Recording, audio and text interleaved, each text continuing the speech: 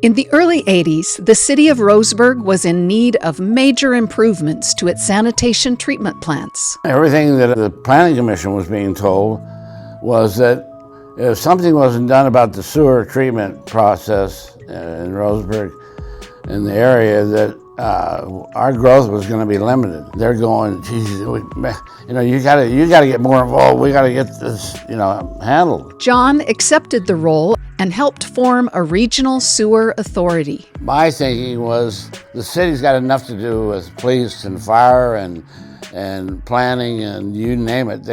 Their plate was full, and so I agreed with forming a new sewer district of its own. John led the effort to educate the Roseburg citizens on the need for major improvements in its sewer treatment. We did full-page ads in the paper, we did TV ads, a lot of radio ads, and I, being a spokesman, was sent out to all the Rotaries, the Lion Clubs, any service organization. I went out and put on my little pony and dog show, as they said, and actually I had two bottles.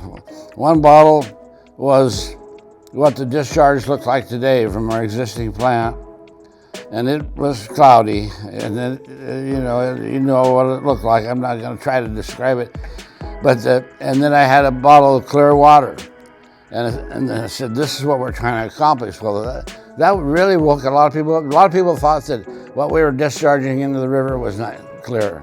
One ad we did on the radio, you could hear a toilet flushing in the background, and then I had a voice over telling the people, you want to continue to be able to do this, we're gonna have to step up. When the time came to vote for water treatment improvements, John's creative efforts paid off. And it passed 61% was the affirmative. So that was one of the highlights of my career. In fact, my name is on the sewer plant over there, the new plant. Years later, the Roseburg Urban Sanitation Authority Board was met with new water treatment demands. We were told that our new plant that we'd put in, wasn't new anymore, was not going to meet standards. Once again, John was on hand to help lead the design and construction of the first natural treatment system in the nation. What it does, the plant treats it down to a certain point, and then the water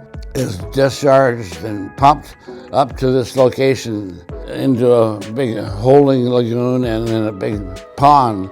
At night, it's pumped out into the wetlands area that we had.